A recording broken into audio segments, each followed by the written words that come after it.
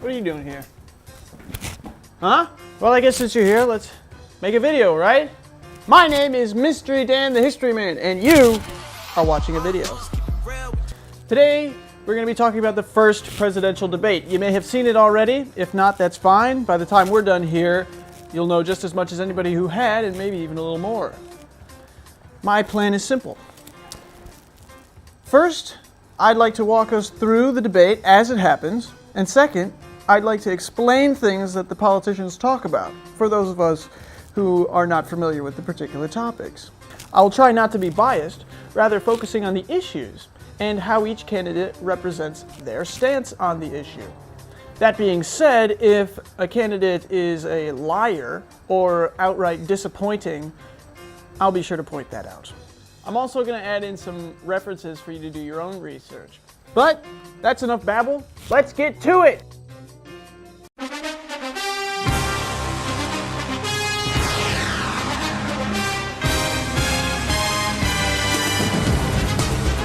Okay, you are unpacking a lot here. We've become a third world country. Join the debate by saying more crazy things. Right off the bat, each candidate sets their respective tones. Hillary lays out a broadcloth of ideas, and Trump gives us the impression that the United States is doomed. Hillary talks about making our economy fair, citing ideas such as equal pay for women, raising minimum wage, closing corporate loopholes. Donald Trump, on the other hand, has a lot to say, though most of that doesn't really answer the question. What he does say is that he will lower taxes from 35% to 15% and do a much better job at negotiating our trade deals. We're going to get into trade deals a little later, but first we're going to talk about what Donald Trump says about our economic adversaries. That's right, China in particular devaluing its own currency. Now you may be asking, wait a minute, China devalues its own currency? Why would they do that? I'm glad you asked. Currency manipulation is a very complex conversation, and I'm not going to pretend like I know what I'm talking about here, except to say that I did do more research than you. So listen to me. Let me put it to you this way. Imagine that the United States and China are kids on a playground trading candy. Little Johnny is trading away his Snickers bars, and little Huang is trading away his Werthers. In this scenario, the goal of these two boys is not to get better or more candy. They have enough already, and they can just make more if they want to. Instead, Johnny and Huang are trying to get more kids to hang out with them. Obviously, people like Snickers bars more, so everybody's hanging out with Johnny. I mean, come on. Werthers are for old people. Now, you might think that Huang is in trouble, but you'd be wrong.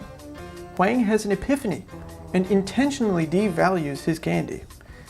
Because Snickers are in such high demand, they also cost more. If kids think they can get more candy in general from Huang, then they'll be smart and hang out with him. Now little Johnny's in trouble. In the same way that the little kids on the playground are hanging out with Huang, the world is trading with China and not the United States. I definitely encourage you to check out currency manipulation on your own.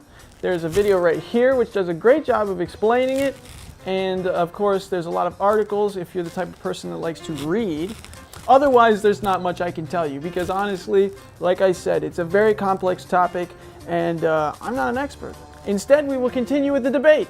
The next key word we hear from Clinton is when she bashes Donald's economic plan. I call it trumped up, trickle down.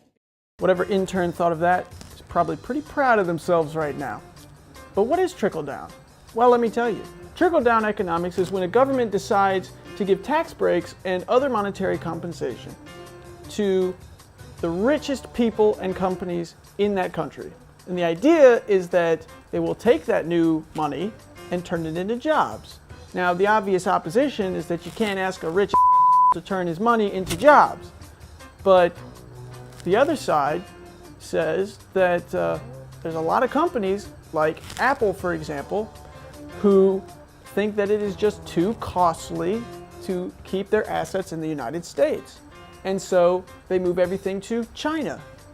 Somewhere in the bickering and Hillary telling us about her dad again. My father was a small businessman, drapery installers like my dad was. My late father never did business with you. Yeah, we get it. He was a small business owner so that you could relate to the middle class 40 years later.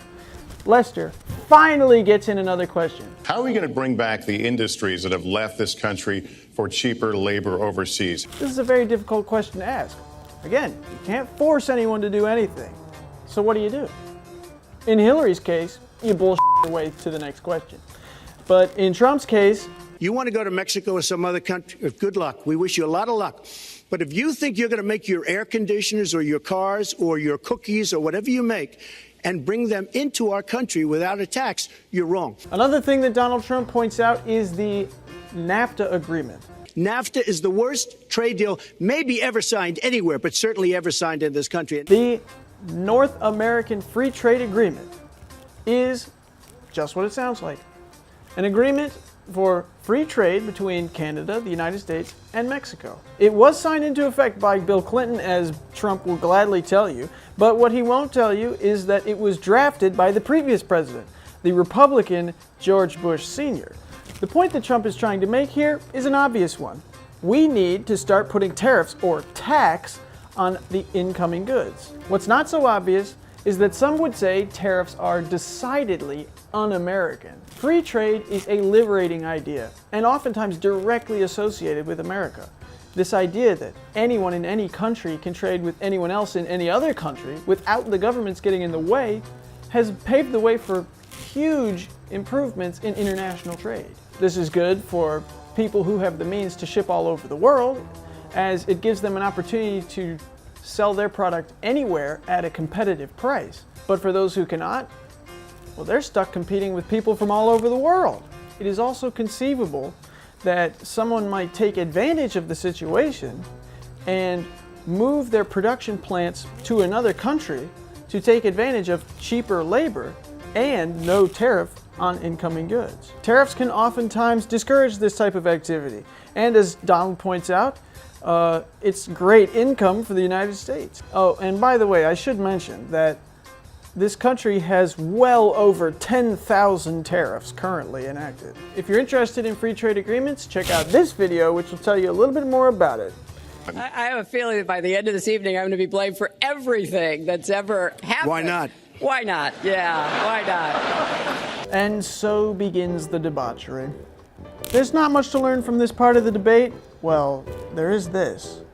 When they raise interest rates, you're going to see some very bad things happen because the Fed is not doing their job. The Fed is being more political than Secretary Clinton. I'll say, the Fed has been a major part of all the last elections I can think of. And this is the first time I've heard it this year. If they're making political moves, they are succeeding. But just what is the Fed? No dingus, it's not the federal government. It's the Federal Reserve.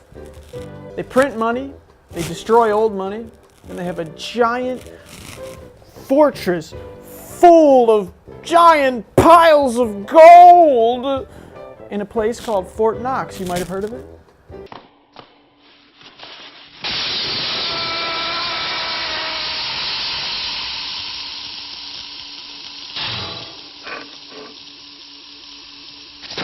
Anyway, there's a lot of people who have a lot of different opinions about it. Is it good? Is it bad? Well, I guess that all depends on whether or not you're a libertarian. Enacted over 100 years ago by a bunch of rich guys, it is dubious to say the least. It is a private institution that has control over the wealth of the United States, and it is not bound by accountability or transparency. Now you may be thinking, oh, who cares? They don't have my money. So what if they have the government's money? No big deal, right? Well, it's not a big deal, not a big problem, unless, hypothetically, Wall Street were to need a bailout. If that were the case, hypothetically, they could totally do it without asking permission from anyone. And also, they wouldn't have to tell us who they bailed out or how much they bailed them out. Hypothetically. Before we move on, I want to suggest this video right here of Ron Paul explaining why the Fed is bad. Believe him, he's an expert on the idea. I will release my tax returns against my lawyer's wishes when she releases her 33,000 emails that have been deleted. As soon as she releases them, I will release my tax returns. Oh, wow. We are getting into this one, kids. Believe it. Hillary's email scandal is a very interesting topic, and believe me, it's one that is very hard to research. Basically, what I'm trying to say is that there's a lot of false information out there. If you decide to do your own research, keep that in mind. Let's break down the simple facts. Hillary sent and received classified information from a personal and not encrypted email server. Now, the FBI reports that there's not enough to indict her, and that may be true, but it is undeniable that people have lost their careers over sending one email the same way that she sent all her emails. The reality is, she didn't kill anybody, no one got hurt, but it stands to reason that classified documents are classified for reasons of national security. And so it follows that it's only by luck that no one got hurt as a result of her negligence. It's bad enough that her server was set up this way, but the only reason they found out about it was because a special committee was assigned to investigating Clinton and her involvement in an attack in Benghazi where several Americans were killed. Now, I won't tell you anything about this one, but I will suggest, highly suggest, that you watch this video right here. It'll give you a little bit of idea of the attack in Benghazi and also what is happening in Libya as well. Instead, I'll get back to this godforsaken debate, which is really starting to suck now. I hope you're still watching because there's a lot to learn. Like, for instance, I am very underleveraged. I have a great company. I have a tremendous income. And the reason I say that is not in a braggadocious way. It's because it's about time that this country had somebody running it that has an idea about money. yes, indeed, braggadocious is a word. I thought it wasn't, and I was going to slam down for that one, but after I Googled it, I found out it just means boastful or arrogant. This is a little disappointing, but it does give us hope. Yes, that's right, hope. Hope that we live in a world where words like braggadocious are real.